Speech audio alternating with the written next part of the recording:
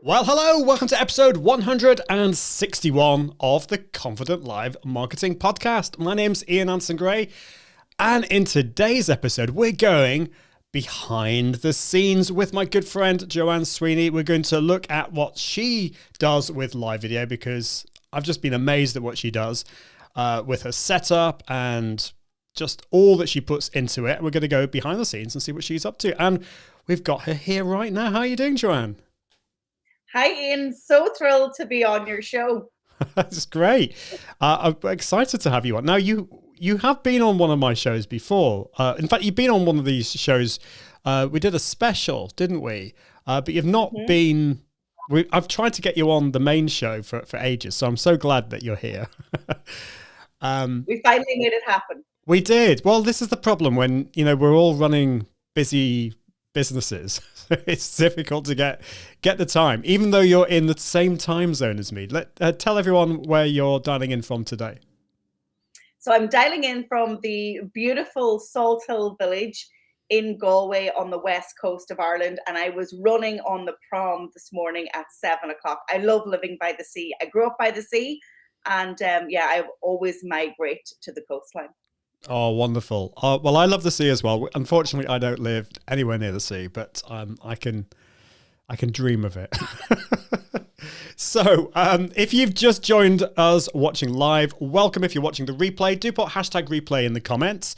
We'd love to hear from you. And if you are watching on one of Joanne's channels, you might be wondering who on earth I am. Well, I'm Ian Anderson-Gray. I'm the host of the Confident Live Marketing Show, and Joanne's my guest. And we're using some cool technology from Restream called Restream Pairs. So it allows me to broadcast to my channels, and Joanne can broadcast this to her channels as well. So yeah, that's what we're doing today. So let us know where in the world you're watching from and what device you're watching on today. That would be awesome. Well, I think it's time to get on with the show. What do you think? I think it is. Let's do it. We'll be with you just after this.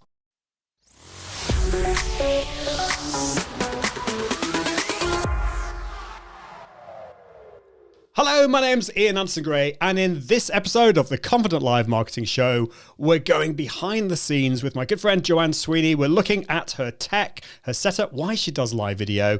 It's the first in a new series that we are going to be doing, which is going behind the scenes of live video hosts and producers. So we'll be with you just after this.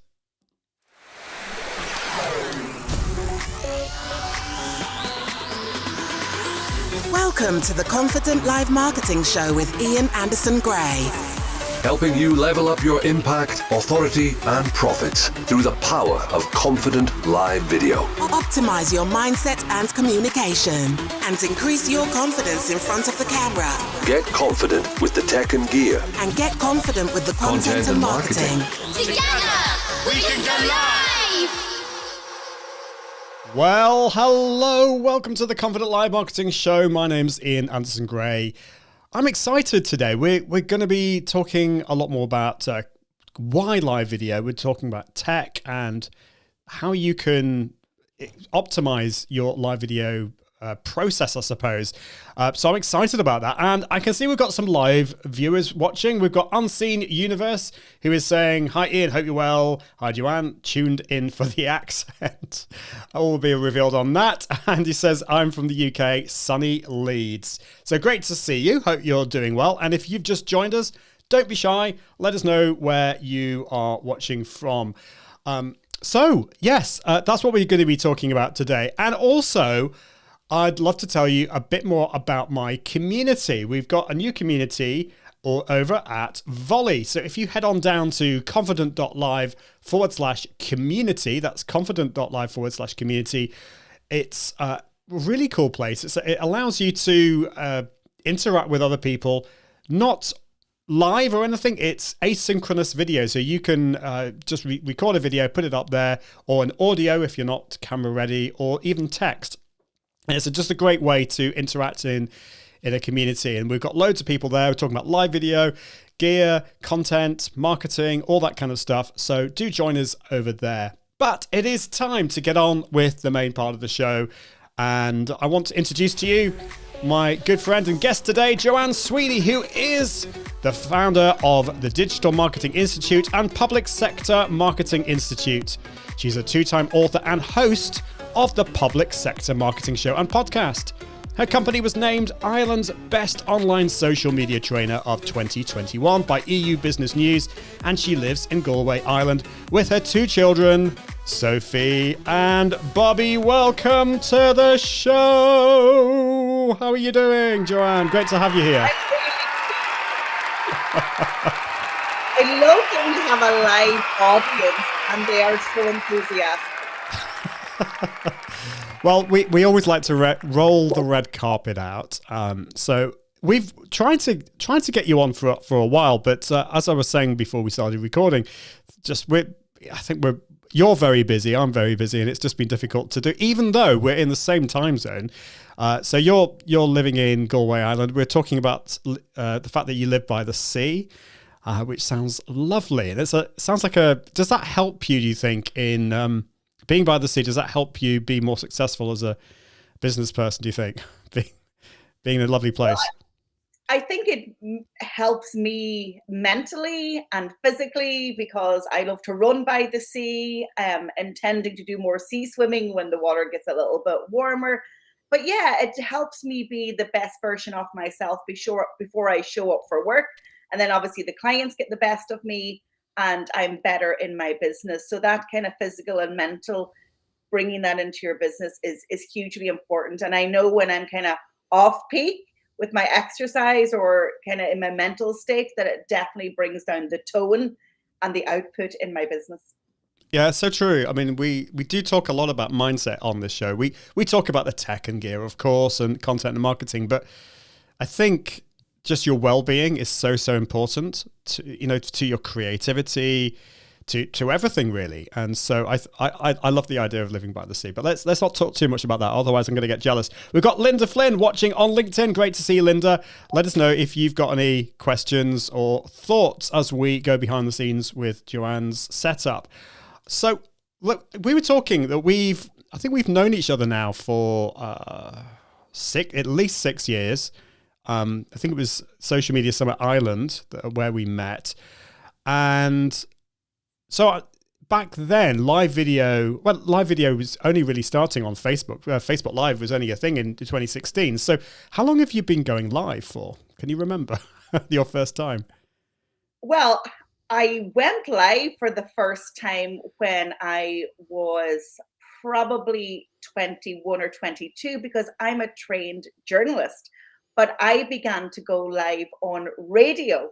And so not strictly social live, although 20 years later, we now have the rise of social audio. So I was trained as a live broadcaster for radio, and what a great first job. And honestly, I remember when I got my first real job in radio in my home county of Donegal with Highland Radio. I was really bad for the first 6 months. Like I had anxiety just oozing out of every pore on my body. My cells were knocking together and I could hear my heart thumping in my headphones. And it was so stressful, but I knew that I had to break through that fear. And I remember about 10 months into the job, I was definitely feeling a lot better.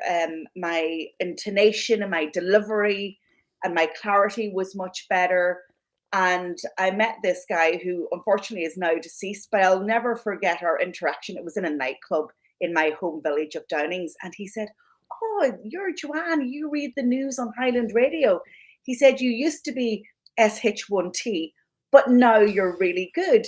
And so I was learning my craft in front of a live audience of 70,000 people every single day. And one of the hacks that I used, and I know you teach this, is that I used to visualize reading the news to my mother. Okay, so it was freaking me out thinking of all these people, but I knew that she listened every day. And so I would just visualize myself reading the news to her. And actually, she'd always give me feedback on whether I was, making mistakes or whether I was improving.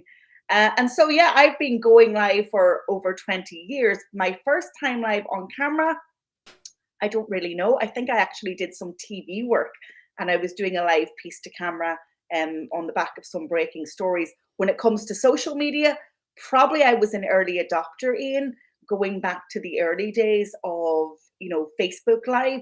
And so as the new features emanate from the social channels, because I'm a teacher, I need to be a practitioner. And so I take them on. But yeah, I've been broadcasting live for 2 whole decades. I think that's great, because we think about live video as quite a new thing, like I mentioned 2016, but we forget that, live broadcasting has been around for a long time. I mean, 100 years if you think radio. And I love that experience that you were talking about getting in front of the microphone. And like the scary thing is, like, once you've said something, you can't do anything about it. If you stumble over your words, there's nothing you can do. And I remember, my live experience was in singing. So I was singing on Radio 4. There was only 2 or 3 of us singing, and I was just thinking, like, if I do something wrong, I can't do anything about it. It's gone out to these hundreds of thousands of people that are listening, and it's quite a scary thing. So yeah, and I think also as early adopters, as marketers, we are often those early adopters. And I don't know what you think about this, Joanne, but often being an early adopter is actually quite a good thing because you get your mistakes out the way, maybe when people aren't watching so much. What do you think about that?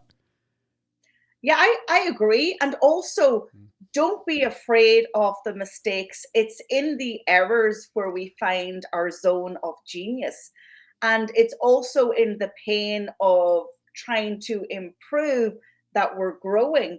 And if I did not stick through those early 6 months of radio, I probably would have gone into myself and allowed it to disturb me in my career going forward. But now, and I left broadcast journalism after my first job, after 3 years, would you believe it?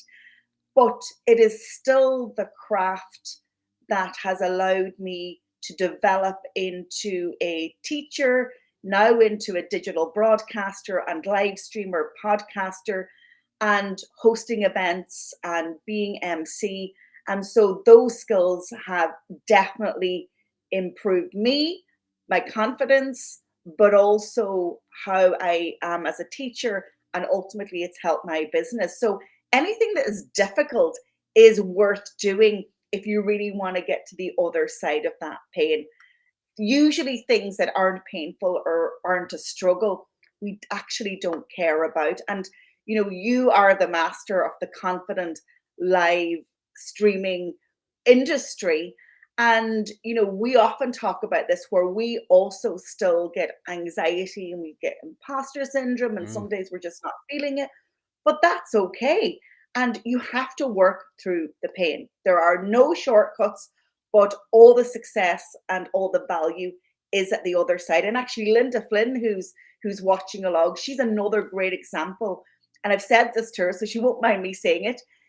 Like, I watched her go live during COVID on Instagram and Facebook, and I've seen her develop her style and her authenticity and her growing in confidence. And it's wonderful to watch people live because you get to see the real them. You can't hide from yourself. You can hide from yourself for a bit, but you can't hide from the real you forever. And people just love to see that humanness of us kind of ooze out through the screen. And so I think it's definitely worth pushing through the pain factor. Yeah. Oh my goodness. I agree with you so much. It's the first time you go live, and actually for some time after, it is scary for most of us. And I will admit today, I think we can be very harsh judges of ourselves. And I think, oh, I stumbled over my words there. And you start to catastrophize things in your head, and you think, oh, well, nobody's going to like the show if I stumble over my words. And it's absolute rubbish, isn't it? Because people love the real you. They don't mind if you stumble over your words occasionally. And the only way you're going to improve is by continuing to go live and improve.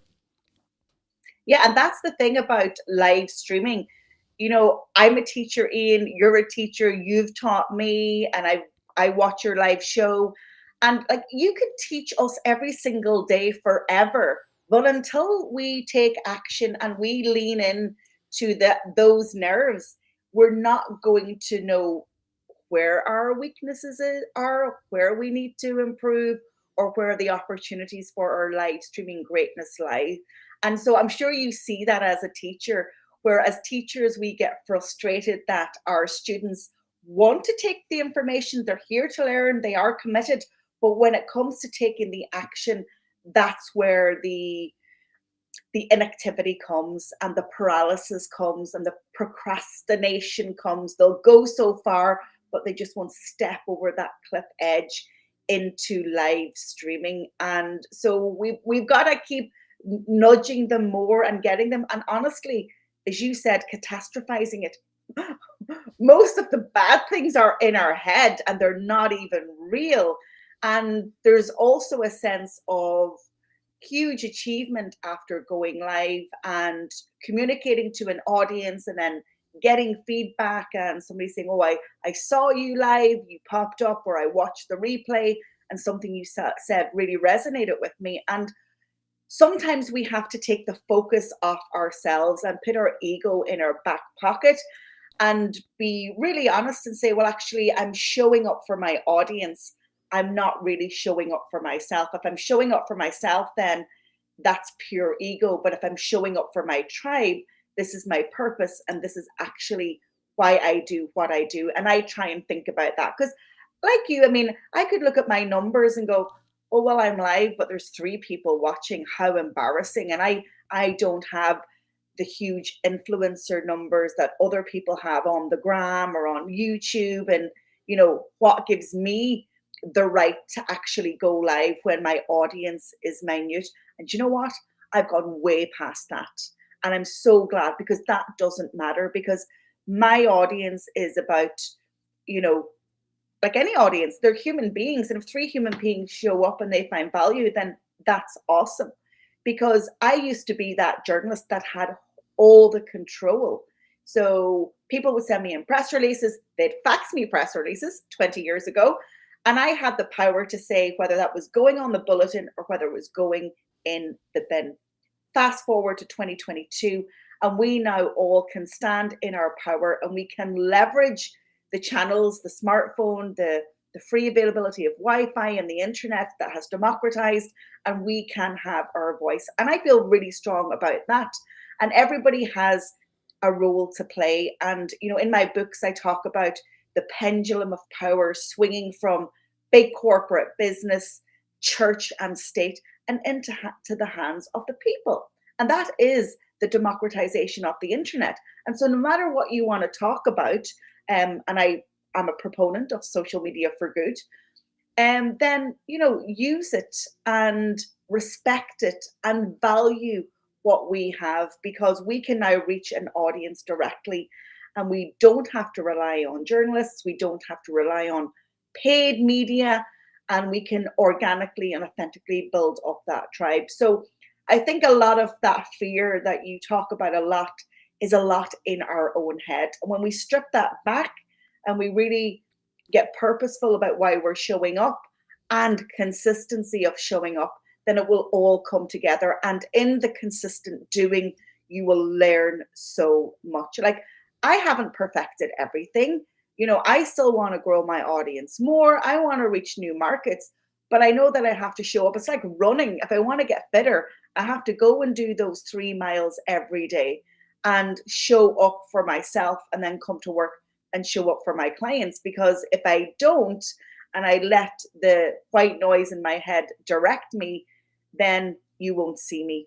You know, I won't be on the footpaths by the prom, and I won't be here. And so, yeah, I think it's just good to kind of call out our fear for what it is.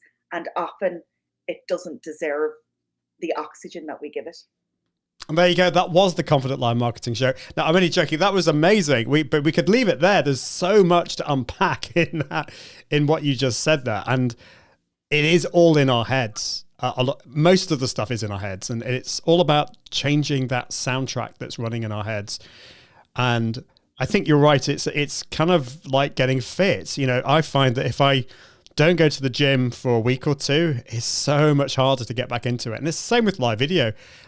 We all need to kind of do this, being consistent, and you will find that if you have some time off, which we all need, but you'll find that you'll be a bit rusty, and it's kind of getting back into it. I want to look at, we've got some wonderful people watching live. Let's see if the tech is working. I think it is. So, who we got here? So we've got, so Linda is saying amazing, and so very true. We've got Johnny is here saying hi JS, and Linda's also saying I was so crap in the beginning. I think I should probably share some of my early videos, and we can all look at how awful I was as well. And also Linda's saying I have found out so much about myself doing live videos. It's definitely very much a mindset journey, I think, that we're all on. Katie Simpson is in the house watching on YouTube. Great. Good morning to you. And Katie's saying, I'm going to have to listen to that again. My brain was a bit slow to take all the goodness in. Well, don't worry. There is a replay. And I'll also be kind of recording, I'll repurposing a few of those into little snippets as well. So don't worry, Katie. So, why do you go live? You've mentioned a few things already, like the authenticity and people really like wanting to connect with us on a more human level. But there must be more to it than that. Everyone goes on about authenticity. Why does that matter? And what else? What are the other reasons why you have embraced live videos so much in your business? Well, I think I'll jump to another A. So from authenticity to authority. And you can be anything on the internet, and it's not that difficult to build up a profile and a persona and display greatness. I mean, all you have to do is watch some of the documentaries on Netflix at the moment. Tinder Swindler, I've just finished that vegan one, and I tell you, I was getting anxiety. But it brings me back to what I say to my clients and to my students. Be the person that shows up online, but provide the evidence of everything that you say. We can say whatever we want on the internet. We can publish the words, and there isn't an editor there to correct us or to vet us or to call us out. Well, there are people there, but generally we can do and say what we want. So my philosophy and what I teach is back up what you say you are with evidence. And where do we get that evidence? We get that evidence in showing up live, because when you show up live, you are talking through the stream of consciousness, and the stream of consciousness from the brain to the mouth is the richest. There is very little time to edit what you're saying. You might have some notes, and people can kind of see if you mean it. And it's not just once, it's then that consistency of showing up live and developing a trend for what you're saying. So what you said last week in terms of fact, or whether it's opinion or commentary based, and you're showing up this week and the following week, is there a consistency and an alignment of what you're saying? Is your knowledge real? Because you answer questions live, I answer questions live. Where else is the evidence? Are you directing people to a blog post, to a white paper, or to another related video? And so what you're doing is you're building up a repository of evidence and data-based evidence that actually proves who you are, what you say you are on the internet. And I feel really strongly about that. And when I got divorced and went back to being fabulous Joanne Sweeney, I had to rework my search engine optimization and, remind Google that what Joanne Sweeney Burke had on the internet still belongs to me. And so that's really important. The evidence and the digital footprint that is deeper than just a tweet or an Insta story, I think is going to separate those who really get more success online versus those that don't. So if you haven't already, go and have a look at the depth of your digital footprint and Google yourself, because a lot of people hang out on social and what I call now media, but we need some of that long form, evergreen, authoritative content that supports you. So I think going live gives me authority. It gives my audience a sense of trust and transparency. And then I can signpost to other pieces of work that I've done, and people then can inform themselves a little bit more. That's so important. We've talked a lot about authenticity, and we've talked a lot about repurposing, creating, starting off with your live video and then being able to repurpose that into a podcast and blog posts and stuff. And all of that's great. But authority is something I think we all need to be reminded of, because if we don't have that authority, then we're not going to have people coming to us. We're not going to be able to grow our audience. We're not going to have any clients because people don't trust us. And Katie is saying that's very interesting that people can see if they can trust you via your live videos. And part of that is, Joanne, isn't that because we can't really, the camera doesn't lie. You know, we can, like with a YouTube video, I can edit my YouTube videos to death and I can make them look all really slick. And don't get me wrong, there's nothing wrong with that. You know, YouTube is a different medium, but with live video, what you're getting at the moment is a kind of a stream of my consciousness and Joanne's, and we're asking questions and thinking about these things. And that, we can't really fake that, can we? And you've just reminded me also, like, I come from a radio background. And if you get invited onto a radio station, and you had your debut on BBC Radio 4 with a massive audience, I've had my debuts as a broadcast journalist, but subsequent to that, I've also been interviewed by mainstream media on various topics. And those working in the world of PR will definitely attest to the importance of mainstream media and journalists, because what is happening there is that's third-party affirmation. That is a professional asking for your opinion to then broadcast to a whole audience. Okay, so live stream has been around in TV and in radio, as you said, for up to a century. And when we are now going live, we are putting ourselves in that position of assuming authority. And when you assume authority, you then want the attention of a relevant audience. And so it's definitely kind of bringing up the bar of your communications and your marketing. And also what I would say is, it is an intention to listen more and not just be broadcasters, because again, working with the commercial radio sector here in Ireland, I say, you know, broadcasting is great, but it's not the realm of social media or social audio. The whole difference between the internet 1.0 and 2.0 and social media is that two-way traffic. Like, my earliest memory is my dad shouting at the radio before I was going to school. So that's where my love of radio came from, because he was addicted to news and to radio. And I always wondered, I was like, why is he shouting at the radio? Because actually nobody is listening to him.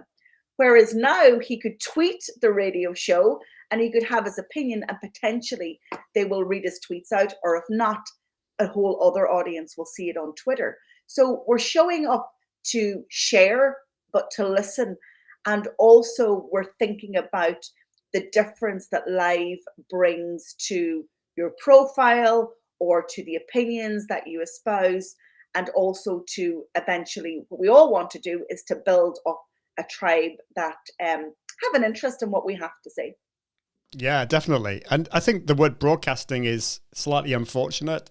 When we just talk about live video broadcasting, people just think it's just about broadcasting to Facebook, YouTube, LinkedIn, or whatever. And of course, they forget that one of the big things, we've talked about authenticity and authority, but it's also listening to your audience as well. And this is one of the things that we love to do on the show. This is a podcast, and we love to hear from our podcast listeners as well. But of course, we have a live audience, which is great. And Louise Brogan is here. Great to see you, Louise, watching on LinkedIn. We're very popular on LinkedIn today. And I think it's all down to you, John, because I know LinkedIn is one of your big networks. So great to see you, Louise. Let us know if you have any questions. Now, I want to go a little bit more behind the scenes on what you actually do with your live video. And I've just been so impressed with what you do. I've got a little clip here of part of one of your videos, and well, it will describe the setup to podcast listeners in a bit. But here's a little clip. Hello and welcome to episode 54 of the Public Sector Marketing Show. The new world of work is something that is dominating conversations on virtual meetings. But what are the opportunities for marketing and communications professionals in government and public sector?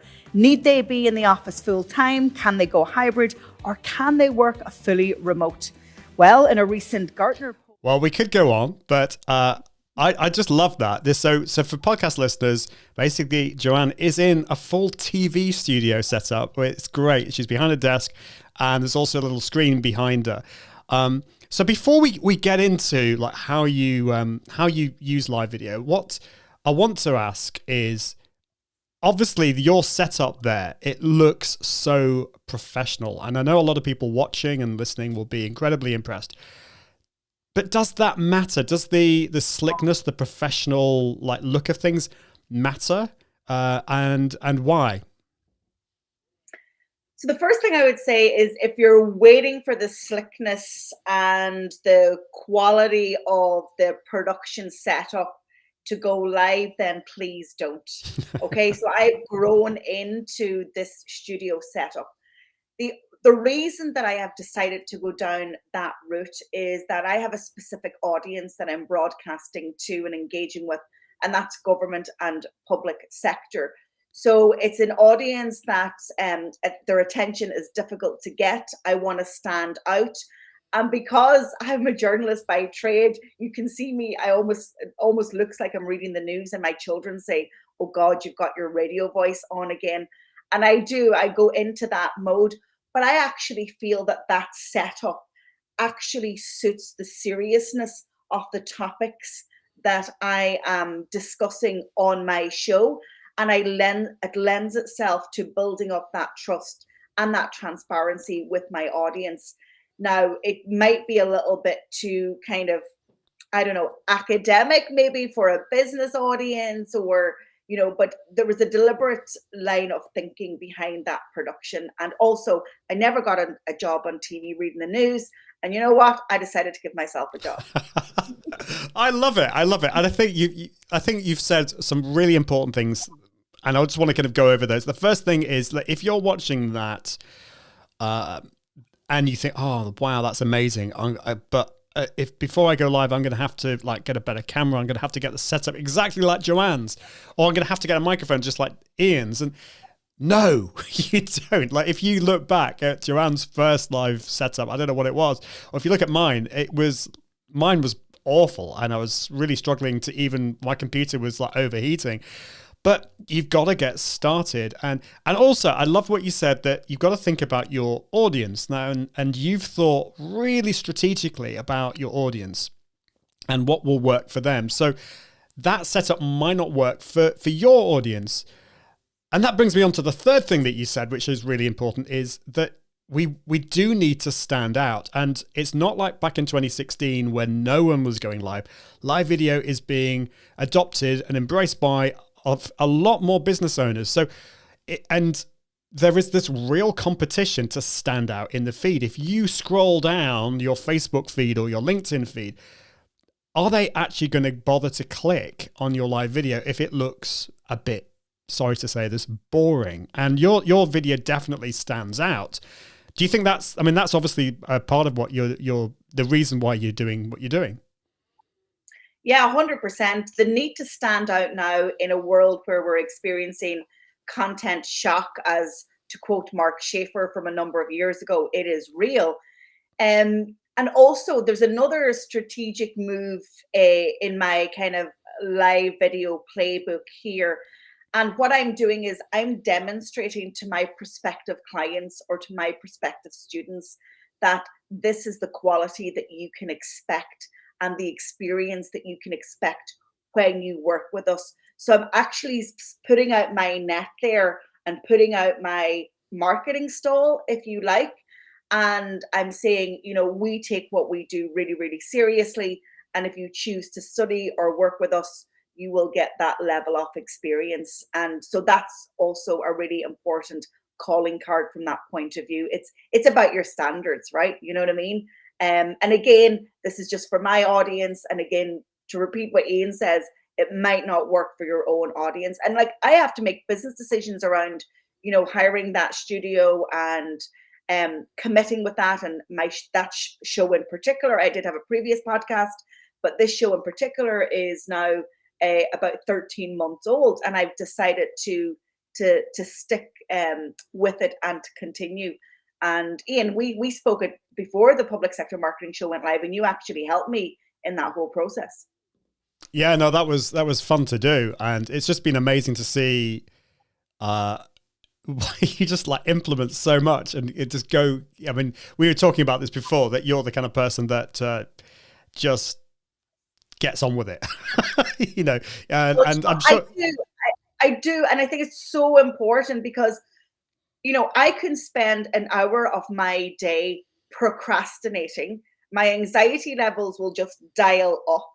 I'll overthink it, and actually, what I do is I use Mel Robbins approach, and it's literally, 5, 4, 3, 2, 1 before the rocket launches, and you see yourself going into that alleyway where there's no return.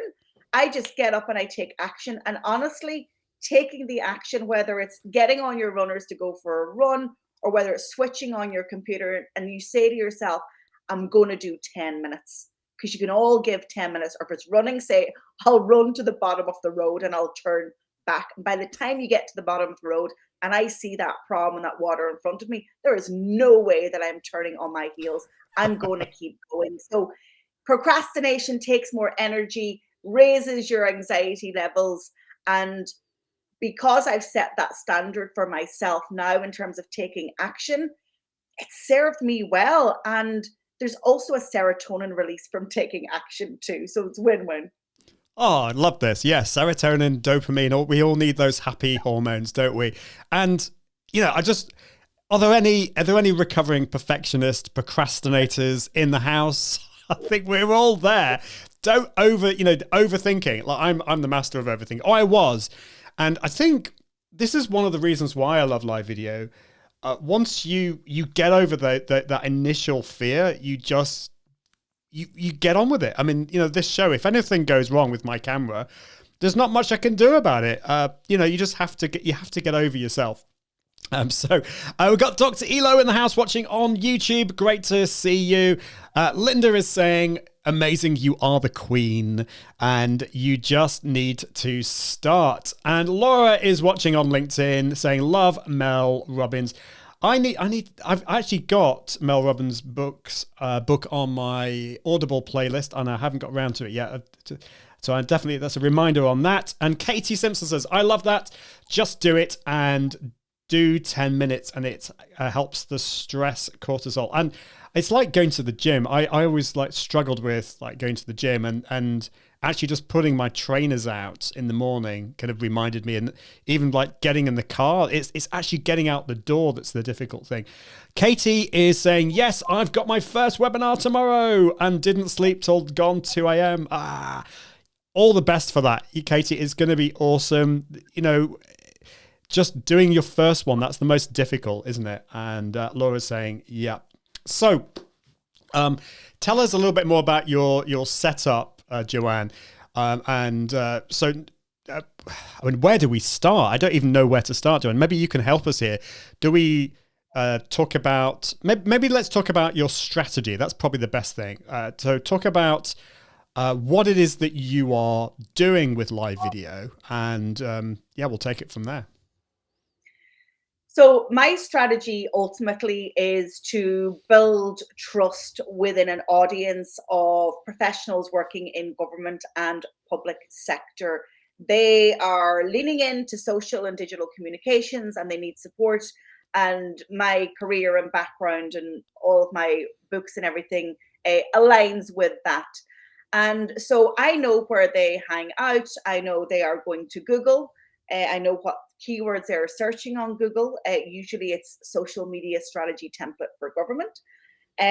They are also hanging out on LinkedIn, and they are also hanging out on Twitter. They are on Facebook, but they do not disclose themselves as a professional in public sector on Facebook. So it's definitely more difficult to get them there. However, I see from my web link acquisition stats on Google Analytics, that they are actually coming from Facebook, because Facebook is still a great driver of web traffic. And then on Instagram, they're kind of there when they're not working, but do they really want to see my sort of stuff? And I do stuff on Instagram, but definitely the more corporate channels is where I can find them. And so the whole idea with the show is knowledge, sharing knowledge. So it is a 30 to 40 minute weekly show. It starts with video. It's recorded in the studio. We use green screen, and I prepare the visual slides that you saw behind my shoulder.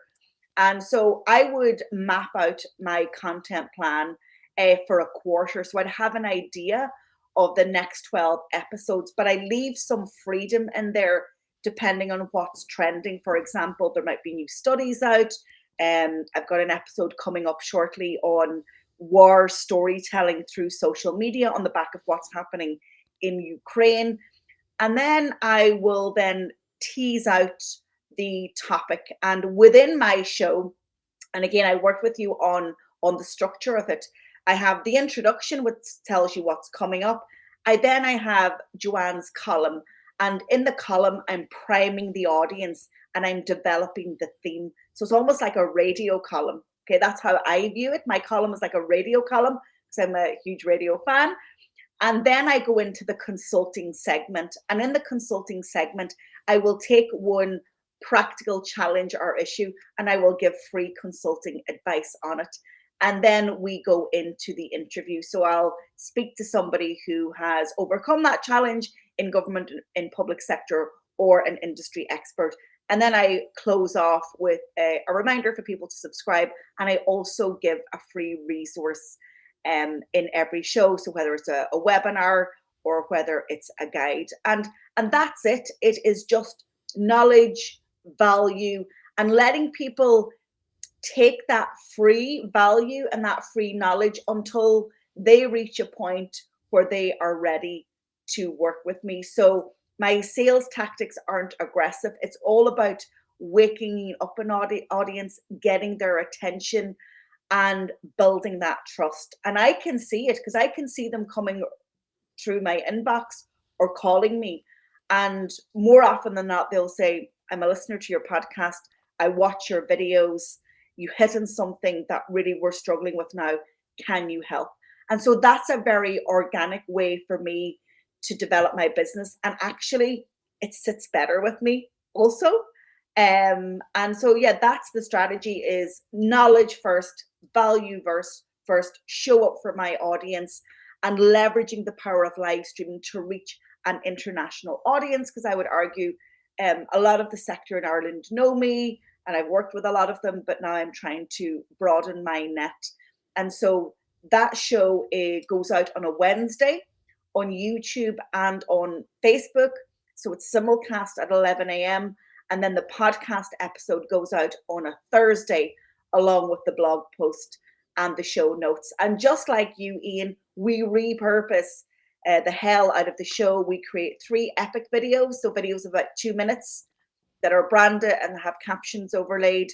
We create carousels for Instagram, quote graphics from me, from my column, and also from our guests. And then we have a trailer of the show that goes out on the Monday. And that is filling up what I call my content pipeline. If my content pipeline is not full, my sales pipeline will not be filling up. And so I respect the content creation process hugely. And I know if I decide as a business owner to take that piece away from my business, then my business will suffer. And just like Coca-Cola, they need to show up every day. We need to be front of mind when our client is ready to work with us. It's not a case that we can dictate. And again, my sales approach is definitely not aggressive. I prefer to be a magnet for the right people and come to me when they're ready. But definitely there's a correlation between the video strategy, the live streaming strategy, and also the impact on the business. Well, you've thought so much, so you've very deeply, and you've planned all of this. The structure of the show, I think, is absolutely vital. So you know exactly what you're doing. and you know where you're going to be broadcasting to, and there are different segments that addresses certain things that you're wanting to do. And I think the whole authority side of things really comes through on that people are going to see you, then they know if they have a problem or a struggle, they know that you, Joanne, are the person that's going to help them. They might not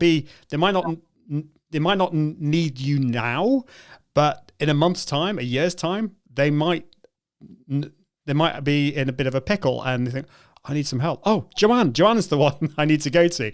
So I think that is so important. So you broadcast to, so let's just see if I've got this right. You broadcast to Facebook and YouTube, and then that episode you repurpose into a podcast, and that goes out a couple of days later, I think you said. Is that right? 1 day later, 24 hours. Wow. So you don't give yourself much of a time to do that though. That's quite a quick turnover.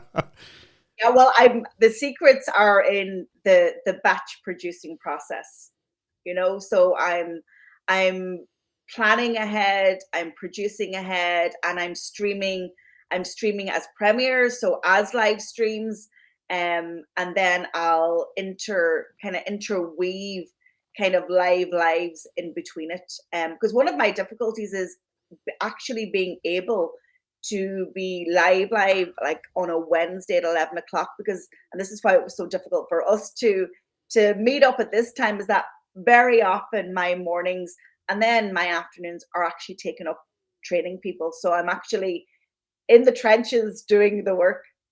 Yeah, so it is difficult to get that time, but if you do batch it, which is what you're doing, that makes all the difference. And I think actually this episode is I think it's either May it's going to come out, the podcast, or June. I can't remember exactly. So I think you need to have a system that's going to allow you to be flexible and get on with the rest of your business.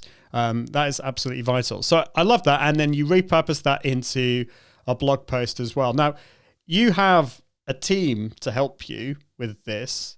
What if you don't have a team? What for some people who are watching or listening who are just starting out? They may have a VA, they may not, but what would you suggest that they can do just as a minimum when it comes to repurposing?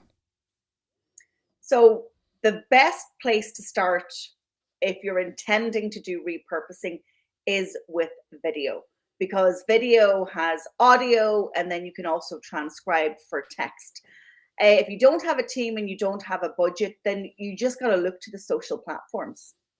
Facebook is free, YouTube is free, turn on creator mode on LinkedIn, you can get LinkedIn Live, Twitter is free, Instagram is free, so you have a smartphone or you have a desktop or a laptop device and you have an internet connection.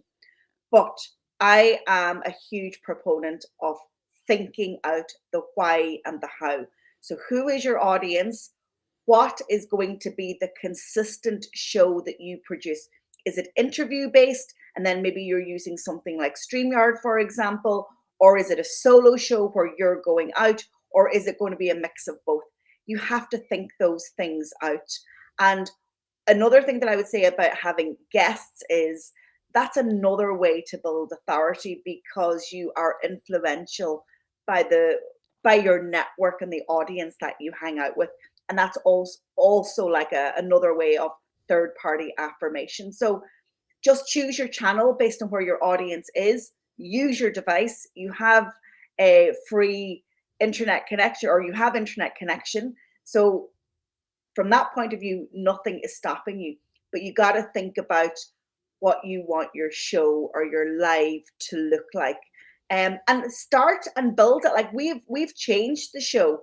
We've changed the studio setup. We've changed some of the repurposing. We've kind of redesigned the promo graphics after about 8 months because I thought they were getting tired. But honestly, you don't start at 10. You start at 2 or 3 and you commit to evolving and growing. And, if you're starting on Instagram, for example, then maybe you'll turn that Instagram live into a blog post. So take the time to actually write the show notes and to write down the takeaways, because then you are serving Google and you are serving search. And remember what I said earlier, you want more evidence of your authority to show your audience. And some people prefer to listen or to read.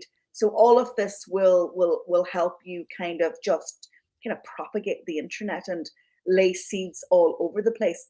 And if you're recording on Zoom or on StreamYard for your video solo, or indeed for an interview, you can then just take that audio, the MP3 file, and you can then syndicate it on the podcast platforms. And that also isn't going to cost you money, because again, podcasting is growing in people are loving podcasting. It's very accessible. You can multitask and you don't have to have YouTube open on your phone. You can kind of just let the podcast run. So think about the audience, do some research into who else is doing what in your area or other shows that you enjoy yourself, and just take some ideas and then test. And I committed to, I knew I was going to commit to the show for long term, but I definitely wanted to do 6 episodes to see what I was going to learn. As Linda said, she learned so much about herself. And so the act of doing will give you the insights into what your next evolution of your life would be. But take action, commit to a number of shows first, choose your channel based on your audience. And then you will have more insights for yourself. So true. And don't give up too early. A lot of people, they get depressed about how many people are watching live or how many people are listening to the podcast. And I love what you said about the podcast side of things, because I'm a big believer in producing your content in a way that's going to be beneficial to your audience. And not everyone likes live video. Not everyone is in the position to turn up live. So you've got the replay and you've got multi-streaming, and then you've got podcasts. So people can do the washing up while listening to you, or driving while listening to you. So all really, really important stuff. So I just looked at the time, and we're at the end of or towards the end of the show, and we haven't really talked about your studio setup and your tech setup. So can you tell us a little bit more about how that works? You use a studio, but tell us a little bit more about that, because it is pretty awesome, your setup. So I work with the team at Sound to Light in Galway, and honestly, I've sent so many recommendations their way, because so many people get in touch with me going, what is your studio setup? How are you doing it? And who can help me? So that's outsourcing it. So basically, I go to their studio on the first Friday of every month, and I spend half a day, and I produce 4 shows in about 3 hours. And so I create the slides for each show, so they help me with the storytelling. And I also kind of script in a way. I do some notes for myself, and you see that I have them on my cue cards. And then I go in and I batch produce, and I'll just take it episode by episode, and I record each segment in isolation. And honestly, if I make a mistake, Niall makes me take it from the top. And then he's got less editing to do. So we have a green screen, and essentially they have used Adobe Suite to build that studio that you see. But essentially, I'm sitting on a chair with a desk in front of me with a green blanket over it and behind me. And then my slides are then on the virtual screen. And that's what we do. I then have my interview, and I will do that back at my office, and I either use a eCam to do those interviews, or I will use StreamYard, and that then just allows me to kind of brand the interview piece, and then that interview is slotted into the final edit. So so I have the team at Sound to Light just editing the show and also the podcast. But honestly, we kind of do it in one take. As I said, if I make a mistake, Niall makes me take it from the top. And I can do that because of all the years of practice. And if I trip over my word and I keep going because I've got momentum, I'll just keep going. Because again, I'm in the stream of consciousness, and I don't want it to be overly kind of scripted, because I'm better when I don't have a script. And then we just repurpose. So I have a month's worth of shows done on the first Friday of the month, and then they're on a schedule. And then Angela on my team is my digital marketing assistant, and she has nailed our process. And we have a process of when each segment is going out, we work off Google Drive. She has access to all the files for the particular episode. We have branded templates in Canva. We do our epic videos in Splashio. And then we have all our social networks. And literally everything that you see then online, Angela is doing, and she's followed my process. So my role in all of this is essentially showing up on the first Friday of the month to Sound to Light, spending half a day, and that includes me prepping those shows and getting the interviews. And then of course I'll do the interviews back in the office. And honestly, I don't find it difficult because I've mastered the process, Ian, and you're all about process. Once you commit to what your show is going to be, the next thing you need to do is master your process. And then it's seamless. You rinse and repeat. And then after a couple of months, you go, is there anything I could improve? It's so true. As a creative person, and I love to play around with things, you'd think that having a process would restrict you, but it's the opposite. It really is. So having that process in place is absolutely vital. And out of interest, just before we finish, one thing that I've struggled with, and I'm interested to know like how you do this in your team, is picking those little snippets out. If you're wanting to, like for example, in this episode, there's lots of bits that I know that I want to take into little video snippets. But how do you do that? Do you yourself watch it back and think, oh, I want that bit and I want that bit? Or do you get your team to do it? I'm just interested in your way of working there. So I have what's called a trained listening ear from working in radio. And I am actually listening for the soundbite. So I just have a pen in my hand and I will timestamp it as I hear it. Because that's what a journalist does. When you're listening to a conversation, you're listening for the soundbite or the hook. And I just literally write down a couple of words that is the hook and I timestamp it. And then I know exactly which part I want it to go out. So I'm doing it in the moment. That's a great tip. I'm going to have to steal that from you. Although it does require multitasking, so I'm not sure how successful I'll be. You're brilliant at multitasking. Well, it's just a new type of multitasking. Well, thank you, Joanne. We're out of time. But thank you so much for sharing that with us. This has been amazing. And how can people find out a little bit more about you and follow you? I know your website is, hold on, let's just move that out of the way, is digitaltraininginstitute.ie. So you can definitely check that out. I love your website. It's just, I just love the colors and everything. So definitely check that out. But how can people find out more about you and follow you on the socials? Well, if you're on LinkedIn, definitely connect with me on LinkedIn. I love being there. And, you know, even if you're not in my niche, that doesn't matter. If you're just a business person and I'm a business person, you know, let's have a connection. I am on all the social networks, but if you just Google even Joanne Sweeney, you'll find me. But if you are in public sector, our website is publicsectormarketingpros.com. Awesome. And if you connect with Joanne on LinkedIn, do send a personal message, say that you found out about her on the Confident Live Marketing Show. That would be awesome. Well, thank you, Joanne. It's been great to have you on the show, but we are out of time. How on earth did that happen? It happened very, very quickly. Just to let you know that next episode, so if you're watching live, this is on Thursday, or it'll be next Friday if you're listening to the podcast. Well, I'm joined by Shelley Nathan, otherwise known as Shelley Saves the Day. And it's all about how to share what you love with live video. It's about sharing what you're passionate about and getting over those nerves. So we'll be talking a little bit more about mindset, but also some of the things that you can do just to do what you love, share what you love on live video. Well, that's it for this week. For today, we'll be on Thursday or next Friday. But until next time, I encourage you to level up your impact, authority, and profits through the power of Confident Live Video. See you soon. Bye. Thanks for watching the Confident Live Marketing Show with Ian Anderson Gray. Make sure you subscribe at iag.me/podcast so you can continue to level up your impact, authority, and profits through the power of live video. And until next time, Toodaloo.